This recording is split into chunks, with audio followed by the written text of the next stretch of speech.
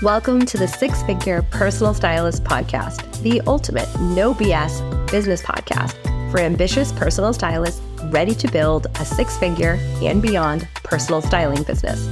You won't hear the typical snooze fest business advice that most personal stylists get told all of the time. Nope, instead, I'll be sharing business building strategies that will help you create a killer personal brand, a cult following of loyal personal styling clients, and make a ton of cash while creating lasting style transformations for your clients. I'm Nicole Achi, your host and a former personal stylist of 14 years who built a lucrative styling business in 3 major cities, but only after spending years trying to crack the six-figure styling business code without burning out. And now I'm here to tell you how to do exactly the same. Let's get into it.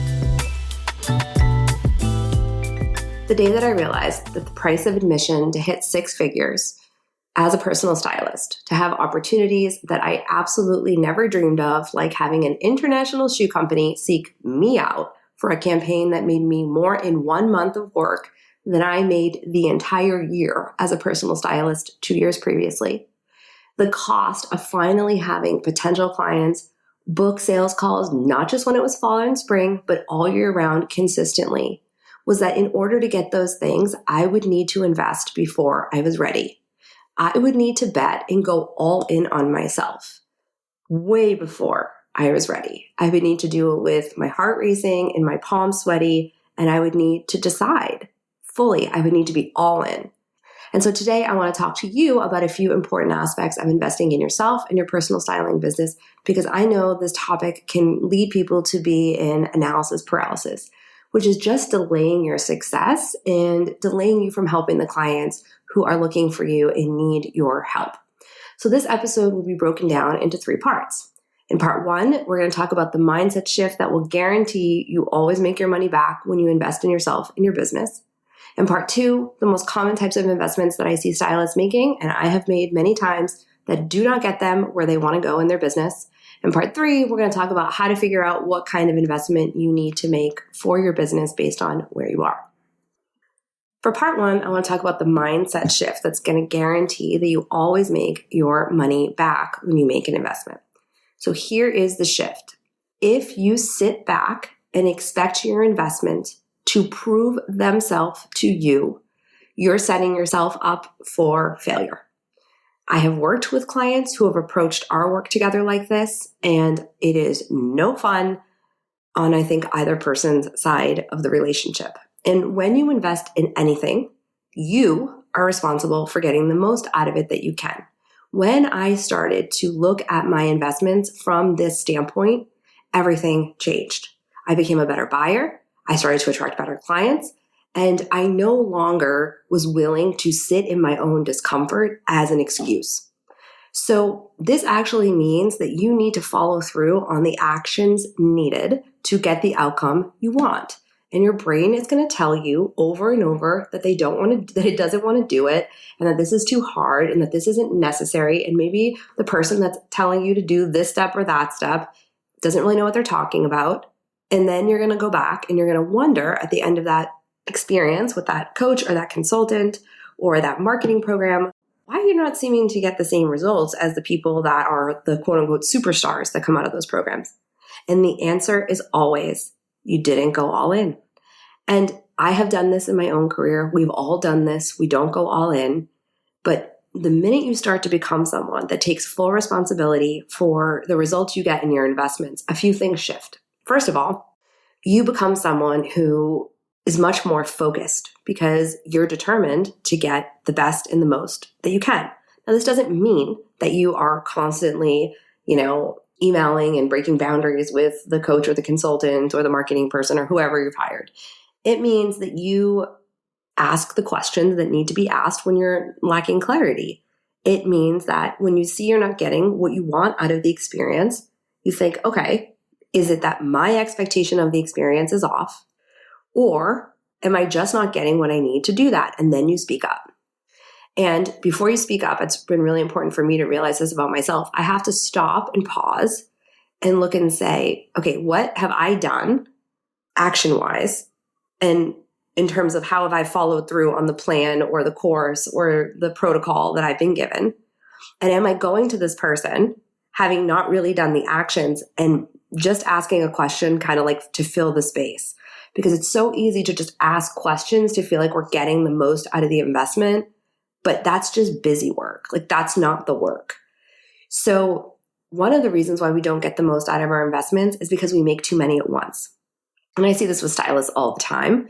They're kind of like half in on this. They've got a little, they're doing this little marketing program. They're doing this little, membership. They're doing this and they're doing that. And so they're on a lot of calls and they're just kind of like half doing frameworks. They're not really doing the homework.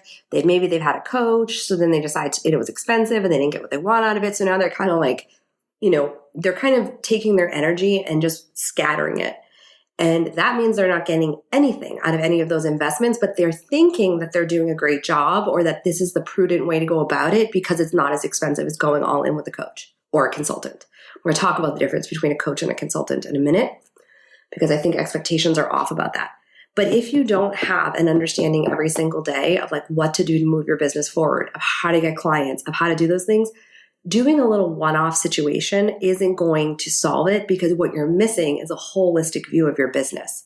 You can't understand your marketing until you understand your services. You can't understand your services until you understand your ideal client. You can't understand your ideal client until you understand what experiences from your life you should be bringing to your business and what the marketplace wants, and then combining those together to create your business. So all of these pieces go together. And when you treat it like it's a one-off here and a one-off there, you begin to make investments that scatter your energy and don't get your result. But the number one thing that's going to prevent this is you deciding that you're going to get your money back or you're going to get your time back from your investments. And the way you do that is you go all in and you do the work that doesn't always feel good. And if you don't do the work, you most certainly don't blame the person that you've hired. I have hired probably around $250,000 worth of coaches, all differing prices in my career to date, in both my personal styling business and in this consulting business. And I have gotten something out of every single experience. And sometimes I didn't get the outcome or the sort of result that I thought I would get. Maybe it's not even what was promised. But later on, I realized because I did the work, I was set up to get the payoff later. So the other thing to think about is if you're actually focused in going all in and you're not getting the result immediately, like in the time that you're with that coach or that consultant, that doesn't mean that it wasn't a success. It means that business takes a heck of a lot longer than most of us ever realize. Usually it takes between 3 and 4 months if you change your messaging for people to catch on. And that's with consistency. It takes over 7 hours of somebody to interact with your content before that they make a purchase. It can take even more depending on their buyer type, which is something that I make sure all of my stylists know about. It can take even longer if their buyer type is a specific type and the investment price point is very high. So when I say that just because you are getting a bunch of information and doing the work, the expectation is that you're going to get the immediate payoff. You're going to start getting the clients right away. You need to have a realistic expectation that just because you have maybe the framework and the steps to take, there's still another layer to this, which I think more people need to talk about. And that is it takes time for your messaging to catch up to your ideal client. And that is why a lot of people quit before they get results and why they go back and say that their investment wasn't worth it, when really it's just that maybe the expectation was not properly framed. So that is the first part. You are responsible for your mindset around it. And every time I invest, I know I'm going to get a result. And every single time I do. Sometimes they're huge. Sometimes they come later. Sometimes it's just the circles of people that I am now introduced to, because at some point in your career, you do need to pay to play. Like you just do. There is no there's no freebie here that's going to get you to the big dog level. Okay. So if you're putting a bunch of free content together and wondering why you're not getting results, or you're kind of in a half-ass mode in a lot of your investments, I'm just going to tell you right now, if you want big things for yourself, if you want to make a big impact, you got to shift your mindset all in. Trust yourself to always get your investment back and do the work you got to do. Okay. In this part, I want to talk a little bit about the most common types of investments I see stylists making and are not getting them where they want to go in their business. And so I want to break down the difference between what a business consultant is, or a marketing consultant, or anybody that has the word consultant in their title, and a coach. Most of the stylists I talk to have worked with business coaches, and they have not worked with business consultants. And that's because most people in the online space call themselves business coaches. I do not, for a very specific reason, and I'm going to explain to you why in a minute. Business consulting is when you analyze data and decide what needs to be done inside the business from a tactical and strategic standpoint to move the business forward and get your styling business the results that you want that reflect your unique needs. Okay? So it's looking at numbers, it's looking at marketing posts, it's looking at language, it's looking at how your messaging is working, it's looking at what kind of followers you have. I'm looking at all of those things. And then I'm giving my client a customized set of plans, advice, and tactics. Okay? It's more advice and tactic based, less, of course, there are questions being asked in the consulting relationship. It's information gathering, but it's less of like, how do you feel about this, right? And more about what is actually happening right now.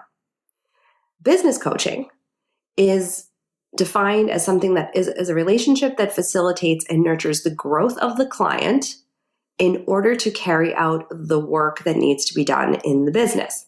So basically, a business coach doesn't give you the strategy, the tactics, the answers. Okay. Sometimes they'll say, yeah, like that sounds reasonable, or they'll kind of give you a direction, but it's really a client-led container.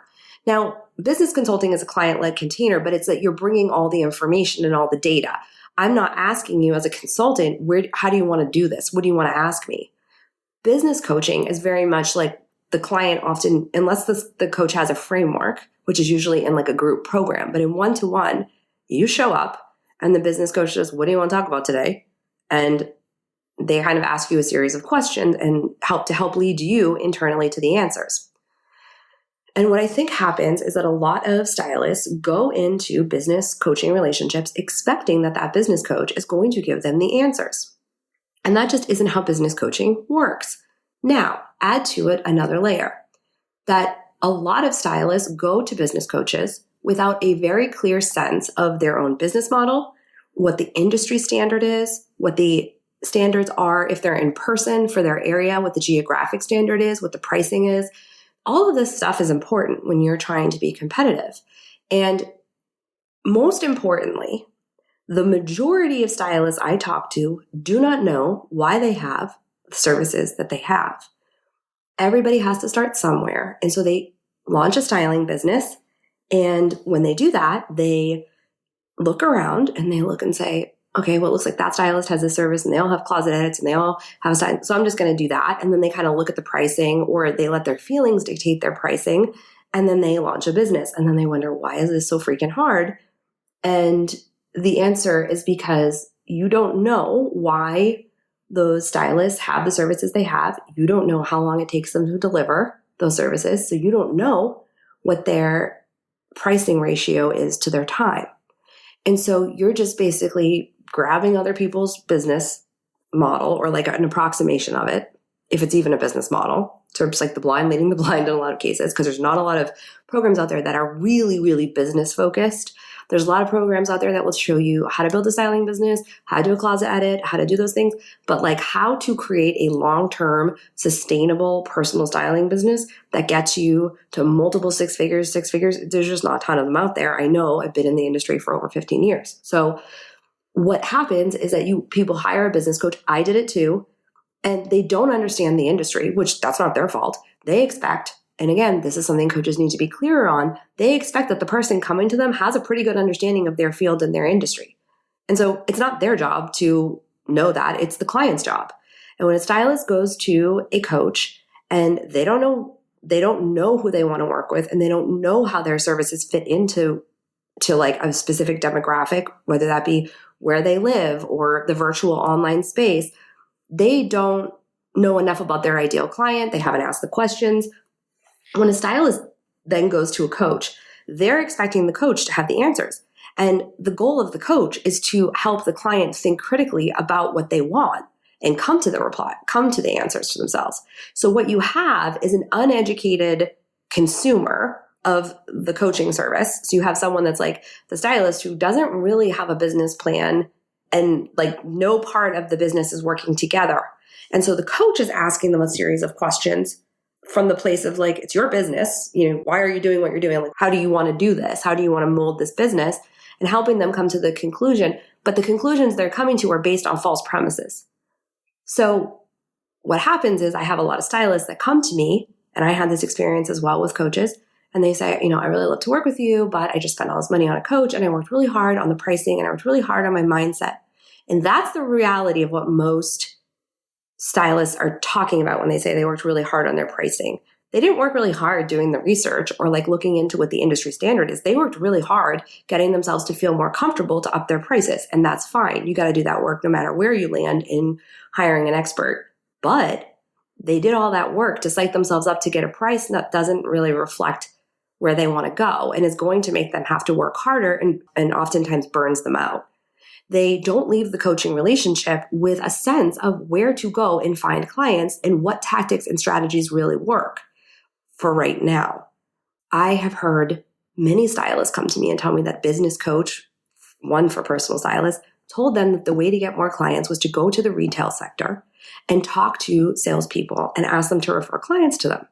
And when I tell you this is one of the worst pieces of business advice I have ever heard, I really cannot even begin to tell you like the level of rage I feel. It doesn't make any sense. Retailers, people that work in retail, are looking to get clients themselves so that they can make higher levels of commission. They have it much harder than personal stylists. They can't go on the internet and market themselves. Usually, there are some exceptions to this, but even if they do, they're stuck with whatever's in the actual store.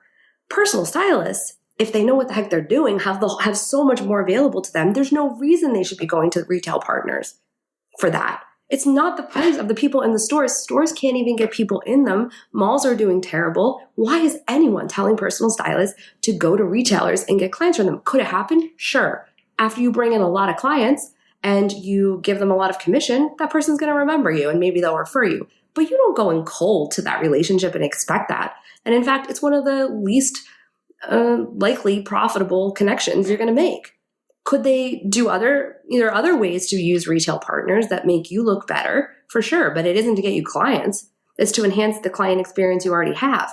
This is what I mean when I say that people that don't, and this stylist got this from a business coach for stylists, but it's an incredibly outdated model. That's what I was told 15 years ago when I was working with somebody to teach me. And back then that made sense because styling was so new and different.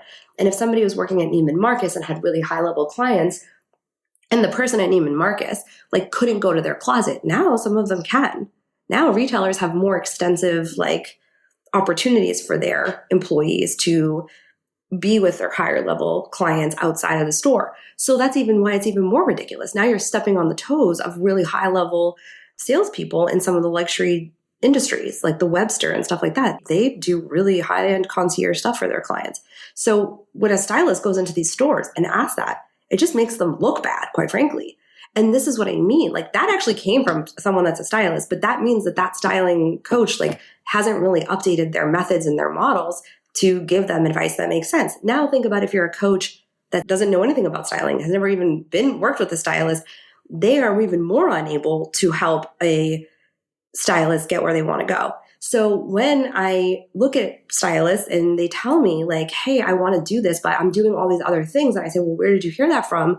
And they're so busy. They're busy doing the wrong things. You're going to be busy, but I want to make sure that you're busy in a way that moves you forward. And that's what strategy and consulting does.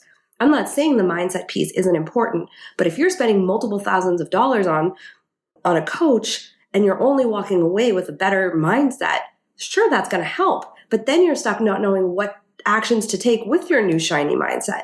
And that's where I see so many stylists feeling burnt out and feeling like they've been, screwed over and being afraid to make another investment. But really the issue is that they do not understand the difference between the two types of investments.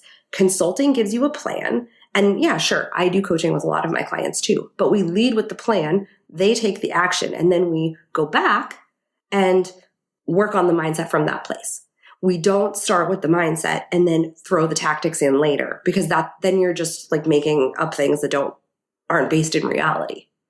So if you're not looking at data, if you're not looking at your past results, if you're not doing those things in a coaching relationship and you don't know what to do every day, then you're probably not in the right place. If you have a solid business plan and you're not able to move yourself forward, or you just need advice or some sort of coaching on a specific area, then maybe coaching is a better choice if the rest of it is pretty solid.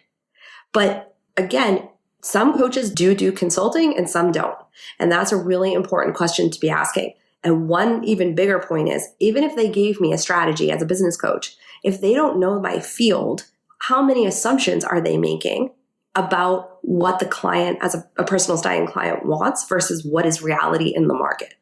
Because I am looking at a lot of business plans that I'm redoing based on what some coach somewhere thought that styling clients wanted, and it is so wildly off course. And it's because they are using a coaching model and they are not using a personal stylist business model. Those are two different ones, because when a personal stylist is in front of a client, they have a ton of other work that they need to do behind the scenes. And a coach or a consultant really just has the call with the client, writes the notes, gives it to them, and then walks away. So what happens is I see stylists pricing their services in a coaching model, and it doesn't in any way reflect the reality of all the work that the stylist has to do. So then they're getting paid way less than they realize, because in order to carry out their services, they are charging a level that is not per the hour what was expected. So they're only reflecting the client-facing time in their pricing. It's not reflective of all the things that goes on in the back of the house when the client isn't there. And because the coach doesn't know anything about styling, they can't help that stylist become more strategic in how they streamline their services, because they don't know. And they don't know what the client life cycle should look like, so that the stylist can kind of break down their services in a way that leads to more profitability. So I have done this. I have hired coaches that I thought were going to give me the answers, and they just asked me a lot more questions. And I do think that led me to grow in a lot of ways. It certainly made me a better thinker, and it did a lot for me. But there was a period in my career where I think consulting really would have gotten me where I wanted to go years faster, because you really don't have honest mindset blocks on a business. If you don't know what to do and you're not taking action, then you have sort of it's like about your whole life kind of a mindset block. If you have a mindset block on marketing and none of your marketing has actually ever converted, maybe you don't have a mindset block. Maybe you have a strategy problem. Like, I would be frustrated too. And I think that's the thing. Lots of stylists are being told it's a mindset issue when really it's not. It's a strategy issue. Like, of course, you're going to have a mindset problem and an attitude problem if you don't know what you're doing or you're putting time into things that aren't converting. So some things to consider there. And finally, I just want to talk about how to know what type of investment you need in your business. So there's no one way to build a business, which means you have to get really good at understanding what you need at different types of your business to grow. And knowing what kind of investment you should be making in your business is critical, because it allows you to get the sort of results that you're actually wanting from the experience that you're investing in. And so I like to look at this in two different ways. There's the knowledge gap that people have to fill and get help with, and then there's an identity gap. And personal styling clients have this too. So if you, as a business owner that's a personal stylist, a knowledge gap looks like not knowing what tasks to do each day to move your business forward. Feeling overwhelmed because you're doing a lot of busy work, like playing in Canva and like formatting your newsletter, but not really thinking about like what the client needs to hear to be converted, and not having a clear target market because you're not really sure which of your many types of clients you've worked with you want to narrow down. So that's a knowledge gap. Like, you have worked with clients, but you're not sure which of those groups of clients is the right target market because it will be most profitable, or you'll like it the most, or your services are a good fit. Knowledge gap. You don't know what to do each day to move your business forward. Knowledge gap. Now, that's different from knowing and not doing it, by the way. You're not really sure which of your services are a good fit or how to change your services for your niche, knowledge gap. You have a very low repeat client rate each season, usually a knowledge gap because you don't have the strategy. It could also be the result of your process being kind of off and not as pleasant as it could be, but that's also a knowledge gap. You have inconsistent incomes based on season. So the spring is really busy, the fall is really busy, and then it's like crickets. And because you don't know what to say in your marketing, you don't really know how to fix that. Knowledge gap. You are really struggling to know what kind of revenue generating activity is the thing to make your business move forward, / you don't actually know what revenue generating activity is. Knowledge gap. All of those things mean you need strategy and you need a plan and you need to fill in the knowledge. And in order to do that, you need to have a holistic understanding of your business. You cannot pull out one piece like your marketing and think, oh, let me go fix this in this little mastermind or this little group course and think that we're going to be better off. Could you position yourself a little better? Absolutely, but it's not your marketing job to be your business plan.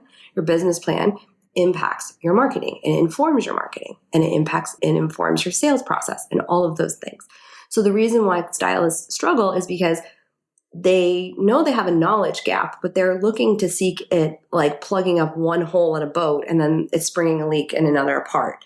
Instead, they need to kind of take the whole boat out of the water and like refinish it and plug all the holes and then put it back in the water, not plug one hole at a time because the boat's going to sink or it's certainly not going to go very far. Those are knowledge gaps. The other part of this is an identity gap. And the identity gap happens a lot more with stylists that are established. I see it quite a bit right now with stylists that are not growing, their business isn't growing, and they are not really understanding that they need to fix that. So sometimes that comes from a fear of putting themselves out there. Sometimes it comes from an inability to go and find the answers they need. So if you're an established stylist who, has a business that's done pretty well and you have established clients, you can kind of coast by and you're making 50, 60, 70,000 without really having to do much. Cool. You're going to start seeing a slowdown eventually, right? Because you don't have new business coming in, but you're also not getting up to date with your marketing. So I see a lot of stylists doing things and then claiming that they don't work. It's not that they don't work. It's that they haven't properly positioned their business for the way that the styling market is now. For example, I've heard stylists say, I tried a funnel system and it didn't work. You're right. It didn't work because you weren't talking to anybody specific. And now consumers are way savvier about hiring a personal stylist. So you have to be more specific. So a general funnel, it ain't going to work for you. I see stylists doing giveaways. I don't even know why you'd waste your time because most of their marketing isn't really converting people once they get there. So sure, you're going to grow your followers, but if you can't sell to the followers that are already there, it doesn't make any sense.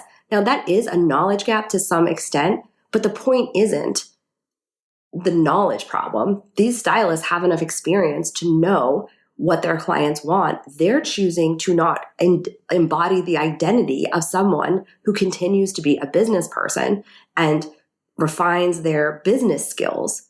All they care about is being a stylist, which I get, but this is not 15 years ago or 10 years ago when I started where you could get away with that because it was so unique. Now, it's just not that interesting to be a personal stylist anymore, and there's more than ever was before.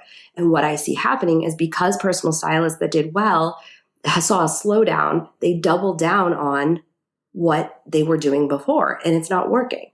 So if that's you, what you're really needing to look at first is what is the identity gap that's between you and getting to the next level? Have you sat down and thought about where you want to be or who you want to be? And is there ways that this business is really just a reflection of the old you? And both in terms of your skill set, because you got to get with it. Business is always about educating and learning and developing yourself, but also sometimes we're just in the process of we deliver the same services over and over. We're just happy that there, is clients to begin with, that we honestly get into this kind of mindset of like, well, if they're here, it's good enough. But if you've been in the game for like 3, 4, 5, 10, 15 years, that is not the way you should be thinking about this. Because how much motivation can you really have to show up for those clients if that's the way you're looking at it? Like you have too much expertise at this point for you to be like, yeah, as long as they pay me, it's fine. I guess if you have no connection and you just want to do like a transactional service, go for it. But, don't claim that you're doing a big transformation for somebody if you don't really have your whole heart in it. And so that's where I see a big knowledge gap. That's where I see a big identity gap. And again, you can have both, but I think it's really what is driving the bigger problem. And for established clients that did well and there's a slowdown and they maybe just had established stylists, for established stylists that were doing really well, say before the pandemic, and have struggled to get back on track, it's an identity problem because sure, there's information that they need, but they really need to sit down and reevaluate how they want to run this business, and do they want to sit and get the skills that they need to be a personal stylist now because the market has exploded. So that is something to consider. Identity gap issues come up, like true identity gap issues really are the result of having a fair amount of experience and not slowing down enough to address like the next level you. Okay. So again, you can have an identity gap at any point, and you need to have taken action and have some results for a true identity gap to kind of show itself. Otherwise, you kind of just have like some one-off mindset problems. I hope this is helpful. I hope this gives you a sense of how to get more out of your investments. And I will talk to you on the next episode. Thank you so much for hanging out with me. It turns out that social proof is actually pretty important. So if you could help me out, I'd so appreciate it. If you just had a quick free moment and could leave me a rating or review on the podcast app, that would be killer. And even better, if you wanted to share this episode on Instagram and tag me, that would totally make my day. And it would bring so much more awareness to the podcast and would help other stylists just like you who are looking to build lucrative styling business, because the better each of us does, the better all of us do. Thanks for hanging out with me, and I'll chat with you next time.